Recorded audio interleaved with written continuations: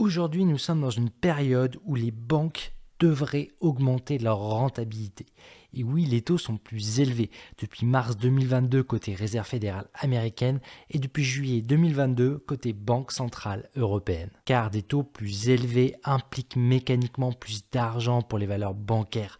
Et ça n'a pas manqué l'an dernier, début 2023, les banques ont en effet augmenté leurs bénéfices et affiché des perspectives plus attractives. L'indice européen du stock 600 bancaire, qu'on peut appeler l'indice bancaire, affiche lui plus de 20% sur 2023. Certes, cet indice a mauvaise réputation depuis la crise des subprimes en 2009, avec une perte latente qu'il porte encore aujourd'hui d'ailleurs. Alors bien sûr, si on ajoute les dividendes nets après flat tax éventuelle, on est presque flat, on va dire neutre sur l'indice. Mais ça montre bien que cette industrie des bancaires européennes n'est pas l'investissement le plus sexy de ces dernières années. Aujourd'hui, en février 2024, on va regarder les dernières publications de plusieurs valeurs bancaires, notamment BNP Paribas, UBS, JP Morgan et bien d'autres. Comme d'habitude, je te donnerai mes objectifs de prix pour chaque action. Allez, on commence avec BNP Paribas, la banque issue de la fusion de BNP et Paribas en 2001, avec un business bien diversifié. Sur un an, l'action affiche un repli de 8% à 55 € l'action, et même avec son dividende à 3,90 €, on reste dans le rouge sur un an glissant. Alors pour BNP, il y a quelques jours, c'était le plongeon avec moins 9% en séance, ce qui l'amène à moins 12% depuis le début de l'année 2024. Alors qu'est-ce qui s'est passé ? C'est que BNP Paribas a publié ses résultats, qui incluent le quatrième trimestre 2023. Et celui-ci, il a déçu ses investisseurs, avec 50% de moins de résultats nets contre le quatrième trimestre 2022, et il s'est même avéré 40% sous les attentes des analystes. Donc les 10% affichés sur leur présentation, elles sont à relativiser ici. Alors quand on regarde de plus près les chiffres de BNP, on voit qu'ils ont retraité des pertes et dépenses exceptionnelles. Donc oui, c'est assez complexe à analyser les publications des bancaires. Pour faire simple, il y a des effets qui se compensent. Au final, le résultat n'est pas aussi bon qu'affiché ici, pour cause de rentrées exceptionnelles. Alors d'un côté, les points négatifs, on observe des provisions plus importantes que prévues pour les litiges, qui sont liés à des prêts hypothécaires. Avec moi, ce que je qualifierais d'un impact du secteur immobilier qui a pesé sur l'activité de la banque. Et ces points-là, ils sont compensés par des rentrées exceptionnelles, mais qu'on attendait en fait. Parce que là, exceptionnel, ici, c'est plutôt non récurrent. Ça nous intéresse moins ce qui est non récurrent. Ce qu'on veut, nous, c'est du bénéfice récurrent et anticipable dans le temps. Ici, ce qui compense, c'est la cession de son activité Bank of the West. C'était la branche de BNP Paribas aux États-Unis. Donc globalement, c'est négatif, on a un trou d'à peu près 1 milliard. Donc au global, avec aussi ce qui est attendu pour 2024, on est dans un contexte, on a quand même des taux qui sont plus hauts plus longtemps, en tout cas on est encore dans cette période-là. Ça déçoit ici avec une sanction de moins 9% en séance.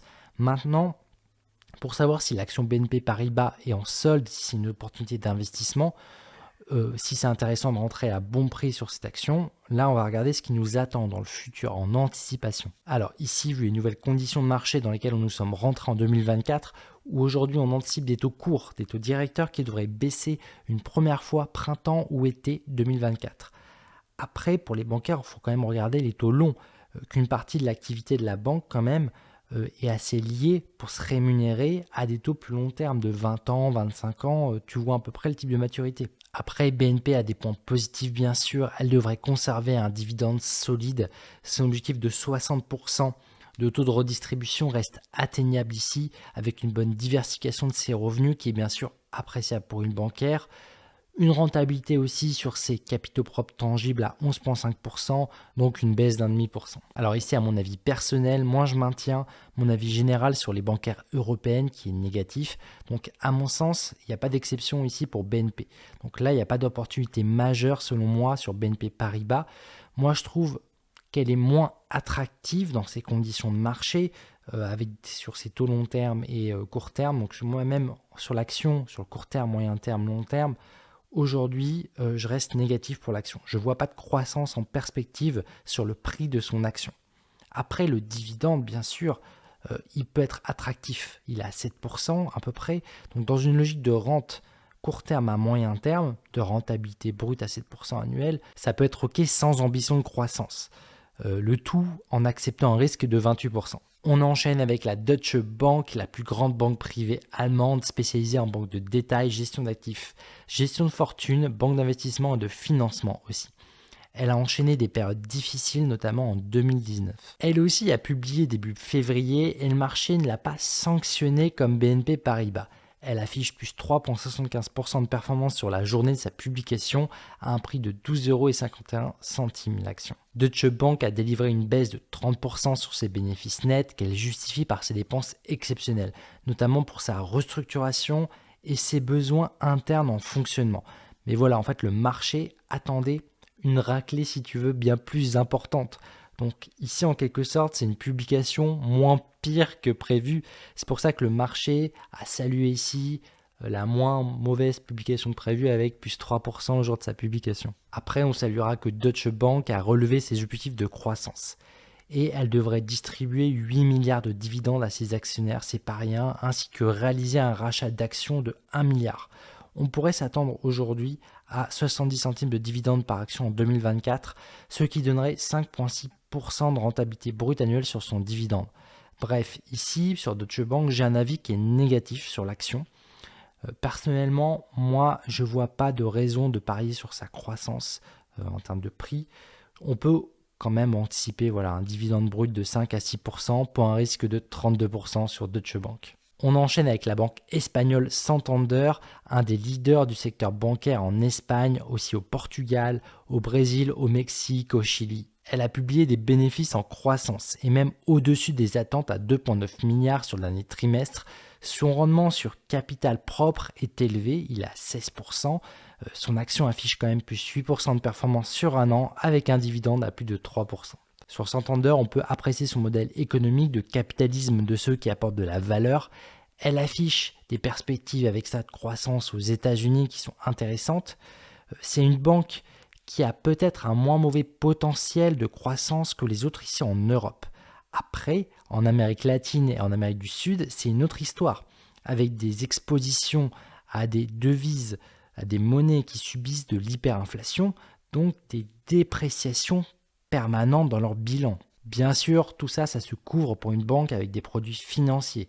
Donc voilà, aujourd'hui, c'est une zone, l'Amérique latine et du Sud, qui est très risquée dans ses conditions de marché et d'inflation pour les bancaires. Après, mon avis personnel ici, il reste évidemment négatif pour l'action Santander dans ces conditions-là. Moi, je tablerais plutôt sur un prix cible à 4 € l'action en fin d'année, donc je vois quand même une progression, mais j'ai pas envie d'être long sur une bancaire de ce type-là en ce moment. Donc Banco Santander a quand même un dividende de 3% et un risque de 25% à prendre en compte. On enchaîne avec UBS, la plus grande banque suisse, qui est aussi la plus grande banque privée au monde.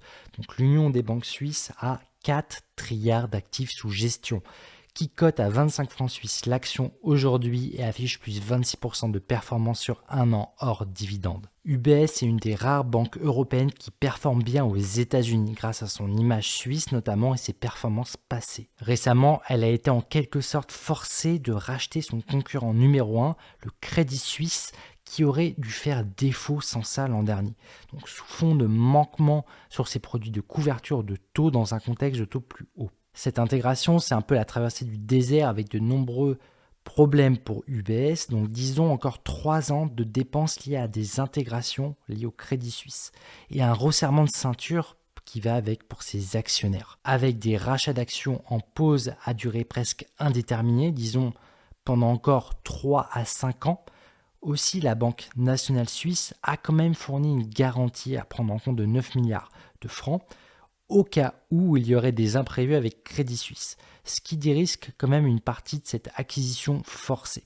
Après, historiquement, c'est une banque qui affiche une bonne rentabilité sur ses fonds propres à 13%, donc il y a quand même pas mal de choses à relativiser là-dessus. UBS devrait publier aujourd'hui, au moment où je prépare cette vidéo. Là, j'ai pas encore les résultats. Donc oui, c'est possible qu'il y ait une surprise suite à l'intégration du Crédit Suisse. En tout cas, ça ne va pas me surprendre si ça arrive. Donc voilà, on va prendre ça en compte. Moi, c'est une banque que je garde sur une liste de surveillance. Je vais plutôt rester patient, quoi qu'il arrive aujourd'hui pour UBS, en lui laissant 1 à 2 ans le temps de voir ce que donnent les premiers retours sur l'intégration du Crédit Suisse. Ensuite, on enchaîne avec ING Group, la banque néerlandaise bien implantée dans le Benelux, qui est une banque plus digitale, qui prend des parts de marché récurrentes. Elle cote à 12 € l'action en positif sur un an si on prend en compte son dividende de plus de 1 €. Elle a publié ce 1er février à 1,5 milliard de bénéfices au 4e trimestre. C'est en accord avec les attentes. C'est potentiellement une des bancaires européennes les plus généreuses, avec son rachat d'actions important et son dividende. Aujourd'hui, on peut tabler sur plus 15% sur cette année en 2024. Par contre, en termes de rentabilité, elle diminue sur des zones clés comme au Benelux. Aujourd'hui, moi, ce qui me dérange un peu chez ING Group, c'est qu'elle n'a pas développé de gamme de gestion d'actifs. Elle n'est pas assez diversifiée. Elle est sensible en cas de récession économique en Europe. Peut-être un peu plus que les autres d'ailleurs. Donc mon avis, il est négatif à date malgré son potentiel cette année de 15%, avec un risque anticipé à 23%. Enfin, on va terminer par une banque aux États-Unis, et pas n'importe laquelle, la plus grande banque des USA et la plus grande banque du monde. J'ai nommé JP Morgan Chase. Elle cote aujourd'hui à 175 $ l'action et affiche plus 23% de performance avec son dividende de 4,20 $. On est là sur une performance brute de plus que 25%. À ça, la plus grande banque américaine ajoute une bonne publication de résultats avec 15% de rentabilité sur fonds propres, 9 milliards de bénéfices au dernier trimestre et 2 milliards de rachats d'actions. Alors, suite à la crise des banques régionales aux US de mars 2023 dernier, elle profite d'un appel d'air qui est assez impressionnant pour les clients des petites banques régionales qui en fait quittent ces banques régionales pour aller ouvrir un compte chez le grand JP Morgan. Donc voilà, d'ailleurs JP en profite même pour adresser davantage le marché aux USA en ouvrant carrément des agences supplémentaires. 500 agences annoncées aujourd'hui. La tendance aujourd'hui, elle est bonne pour JP Morgan Chase. Et quand on dézoome sur le prix de son action, on observe que ça ne ressemble rien aux bancaires européennes. C'est tout simplement pas la même économie ici. Et bien sûr, c'est pas un hasard si JP arrive souvent en tête de la liste des bancaires. Voilà, mon avis personnel sur JP, là, il sera plutôt positif à moyen terme. Je vois que cette banque afficherait plutôt 8 à plus 10% par an de rentabilité. Donc voilà, plus 8 à plus 10% sur son action en annuel, le tout avec un risque à prendre en compte de 18%. Voilà pour ce petit tour sur les bancaires. N'hésite pas à me dire si tu as des bancaires en portefeuille en commentaire. Au passage, n'oublie pas le petit like qui fait plaisir. Alors, ce mois de février, c'est le bon moment pour rejoindre la communauté des investisseurs pragmatiques, pour mettre en place ta propre stratégie d'investissement pour atteindre tes objectifs de rente, tes objectifs de protection et de croissance de ton patrimoine. Je ferai un live privé en février où je vais te partager une surprise qui sera dévoilée donc en avant-première dans le club des investisseurs pragmatiques lors de ce live privé de février. Sur ce, restons pragmatiques. Allez, ciao.